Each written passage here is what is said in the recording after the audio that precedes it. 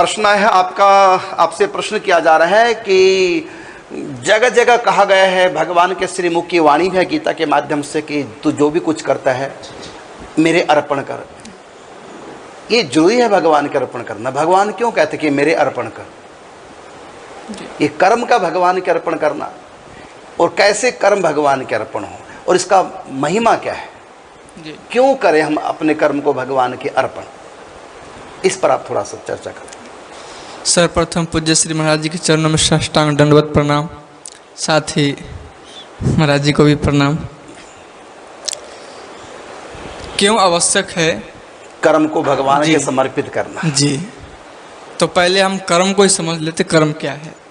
कर्म क्या ये बताइए, और कर्म को समर्पित क्यों करें, इसके लाभ क्या है ये बताइए। जी, तो गोस्वामी जी रामचरितमानस में लिखते हैं, काल कर्म स्वभाव गुण घेरा फिरत सदा माया कर प्रेरा। यानी ये जो जीव है, काल कर्म और स्वभाव और गुण, ये चारों चीजें बंधा हुआ है, इस चार दीवारी में बंधा है। जी, इससे मुक्ति ही निर्वाण है। निर्वाण है। फिरत सदा माया कर प्रेरा। बिल्कुल। और इसमें आपके श्री मुखारविंद से श्रवण किया, यदि व्यक्ति चारों में से एक दीवार को भी तोड़ दे तो चारों को तोड़ देगा, माया से मुक्त हो जाएगा। एक भी गेट भी खुल जाए, काल कर्म स्वभाव और गुण चारों में से एक को भी तोड़ देगा, एक पर भी विजय प्राप्त होगी। जी, तो माया से मुक्त हो जाएगा। माया से मुक्त, बिल्कुल ठीक। तो इसमें जो ध्यान दिया ठाकुर जी गीता में, क्योंकि अधिक कर्म के बारे में गीता में बोला गया, कर्म योग के बारे में, भक्ति योग के बारे में, तो उसमें कह रहे हैं तुम कर्म को तोड़ो, कर्म को तोड़ दो। ये सबसे इजीली भी है, सबसे इजीली भी है, क्योंकि काल को जितना कठिन है, जी, और स्वभाव को जितना कठिन है, काल और त्रिगुण को जितना बड़ा कठिन है, जी, अब कर्म रह गया, सरलता से व्यक्ति काल को जीतने के लिए अष्टांग योग का किया जाएगा उस अनुष्ठान, बड़ा कठिन है, जी, और विशेषकर कलयुग में, जी, और गुणों को जीतने के लिए ज्ञान योग का आश्रय लेना पड़ेगा। गुणा गुणे सुवर्तन्ते इति मतवान व्यक्ति तब त्रिगुणातीत होगा। और स्वभाव भी बदलना थोड़ा कठिन है, क्योंकि स्वभाव बन चुका है, अनेक जन्मों का संस्कार है, गहरे घुसे हैं, जी, अनंत अनादिकाल से, जी, इनको जितना भी बड़ा कठिन, बहुत कठिन है। अब बिच्छू को कहा जाए तो डंक मारने का स्वभाव छोड़, जी, जी, नहीं छोड़ सकते, नहीं छोड़ सकते। शेर को कहा जाए कि तो मांस खाना छोड़ दे, जी, आदमी को कहा जाए तो काम क्रोध छोड़ दे, जी, कड़ा कठिन हो जाएगा, नहीं छोड़ सकते। जैसे एक गंगा जी है, बह रही है, और उसको हम यदि बीच में रोकना चाहें तो रुकेगी नहीं, बल्कि बांध तोड़ देगी, ऊपर से निकल भी जाएगी, किनारे तोड़ देगी, जी, लेकिन रोक नहीं पाएगी, सुदुष्कर है, जी। तो उसके लिए अच्छा यही है, जो आप एक नया मार्ग उसमें निकाल दो, उसको दिशा को मोड़ दो, दिशा को बदल दो उसको। तो यही विधि जो है, यह कर्म योग भक्ति योग की विधि है। तो ठाकुर जी गीता जी में कहते हैं क्यों इसको बदले, तो जी कुछ कहना। तो गीता जी में ठाकुर जी जो कह रहे हैं, यत करोसी यज्ञासी यज्जुहुसी ददासी यत पश्यसी कौन्तेय तत्कुरुष्व मदर्पणम। यानी जो कर्म है, ये कर्म तो बंधन कारक है, लेकिन इसको तू मेरे समर्पित करेगा तो तुम क्या हो जाएगा, मुक्त हो जाएगा, मुक्त हो, कर्म से मुक्त हो, कर्म बंधन से मुक्त हो जाएगा। जैसे एक उदाहरण देते हैं, जैसे एक दूध है, किसी व्यक्ति को दूध नहीं पचता है, और उसी दूध को दस्त लग रही है, दूध नहीं पचा पा रहा है, जी, और उसी दूध को यदि जमा के और उसको छाछ दही बना के फिर छाछ बना ले, जी, और फिर उसको दे, माने दूध को छाछ में रूपांतरित करके ले तो वही दूध पचेगा, जी, छाछ के रूप में पचेगा, जी, जी। तो ये विधि है एक, और इसका एक उदाहरण भागवत जी में दे रहे हैं। जैसे एक विष सांप होता है, और सांप का जो विष होता है तो व्यक्ति को काट लेता है तो व्यक्ति मृत्यु को प्राप्त हो जाता है, लेकिन उसी विष को यदि एक वैदिक विधि से, एक जो होते वैद्य लोग होते हैं, एक विधि से उसको तैयार करते हैं विष को ही, तो वो अमृत का काम कर जाती है, और उसी के विष से कैंसर का इलाज होता है।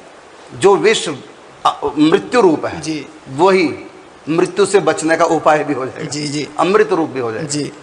तो उसी प्रकार ये जो कर्म करने की जो विधि है, यदि हम इसी ठाकुर जी को यदि समर्पण करेंगे तो हमारा जो कर्मपना मिट जाएगा, व्यक्ति अमृतत्व को प्राप्त नहीं तो यही कर्म हमको 84 के बंधन में, जन्म मरण के चक्कर में डालेगा, जी, मृत्यु के चक्कर में डालेगा, यही कर्म, चाहे वो अच्छा भी क्यों ना हो, जी, जी, वो स्वर्ग से जोड़ेगा, जी, सुख दुख से जोड़ता रहेगा।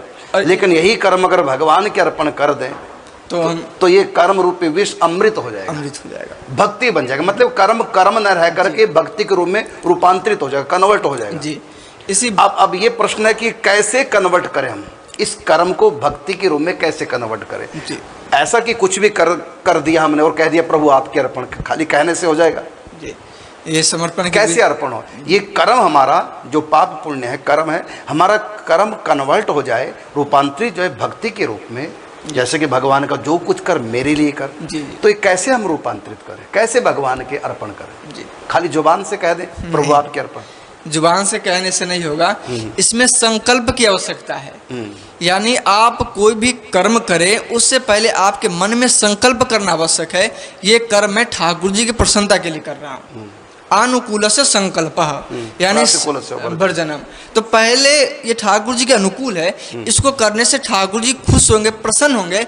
इस भावना से जो कर्म करेंगे वो ठाकुर जी को समर्पित होगा, ना कि हम किसी को मार दिए, किसी को गाली दे दिए और ये तो ठाकुर जी को समर्पित, ये समर्पण नहीं हुआ। समर्पण पहले किया जाता है और कर्म बाद में होता है, कर्म बाद में होता है। पहले संकल्प। आज ही हम कोई भी शुभ कर्म करते हैं पहले संकल्प करते हैं कि भगवत प्रीत्यर्थ कर रहे हैं, अमुक कार्य के संयोजन के लिए कर रहे हैं, अमुक कामना सिद्धि के लिए कर रहे हैं, तो पहले संकल्प होता है, फिर वो जो कर्म है उसी रूप में वो रूपांतरित फल के रूप में हो जाता है। तो कर्म से पहले हम ये भाव करें कि हम जो भी कुछ कर रहे हैं भगवान के लिए कर रहे हैं, प्रभु की प्रसन्नता के लिए कर रहे हैं। तो ये कैसे पता चले कि इस कर्म से भगवान प्रसन्न है, इस कर्म से भगवान अप्रसन्न है? सीधी सी बात है, जो शास्त्रों में लिखा गया है, जो भी शास्त्रों में विधान है उसको हम यदि करेंगे तो ठाकुर जी प्रसन्न है। क्योंकि ठाकुर जी गीता जी में कहते हैं, मतलब शास्त्र विहित कर्म जितने भी हैं उनसे भगवान प्रसन्न है, और जो शास्त्र जिसका निषेध करता है उसे ठाकुर जी उसको कर्म को न करे। तो अब हमको जो पढ़े लिखे नहीं है, शास्त्र नहीं जानते विशेष, तो उनको क्या पता है शास्त्र में क्या लिखा है, कैसे कर्म करना?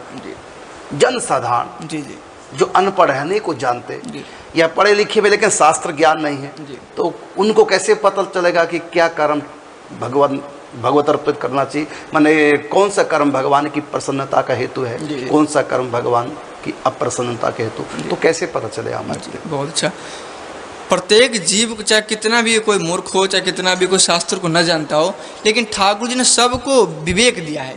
मनुष्य शरीर ही विवेक प्रधान है, मानव तन गुण ज्ञान निधान। बिल्कुल ठीक। तो आपने कहा ना प्रत्येक जीव को, जीव नहीं, मनुष्य प्रत्येक मनुष्य जो मेंटल नहीं है जी उसको छोड़ के बाकी प्रत्येक मनुष्य को भगवान ने पहले से ज्ञान दे रखा है, क्या करना ठीक है क्या नहीं जी।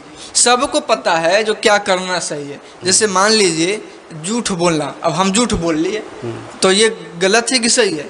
यदि दूसरा झूठ बोलेगा तो हम कह रहे हैं ये तो बहुत गलत कर रहा है, हमारे साथ झूठ बोलेगा तो उसको हम जान जाएंगे, मूर्ख से मूर्ख भी जान जाएगा ये गलत कर रहा है। तो आपको जब दूसरे में लग रहा है ये गलत है, उसको आप स्वयं न करो। इसी को शास्त्रों में कहा है, आत्मना प्रतिकूलानि परेशान न समाचरित। ये बहुत अच्छा सिद्धांत है शास्त्रों का। जो अपने आप को पसंद ना आए वो दूसरों पे आप ना करो। आपके साथ यदि कोई गलत कर रहा है, आपको लग रहा है ये गलत है, उसी चीज को आप दूसरे के साथ मत करो। यदि जैसे चोरी, आपके यदि धनों कोई चुरा लेता है, आप नहीं जानते ये चोरी करना पाप है कि पुण्य, आपको पता नहीं है, ठीक है रहने दो, लेकिन आप स्वयं देखो यदि आपके धन को कोई चुरा रहा है तो आपको कैसा लग रहा है? आपको स्वयं यदि लग रहा है ये गलत है, लगेगा ही, क्योंकि ठाकुर जी ने सबको ज्ञान दे रखा है प्रत्येक जीव को।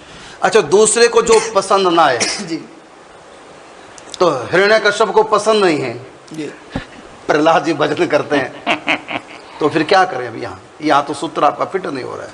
क्या नहीं, स्वयं जो पसंद ना हो वो दूसरों के साथ मत करो। हाँ, तो हिरण्यकश्यप जी को पसंद नहीं है भजन करना जी, इसलिए दूसरे से भी करने नहीं दे रहे जी। फिर वो ठीक है नहीं?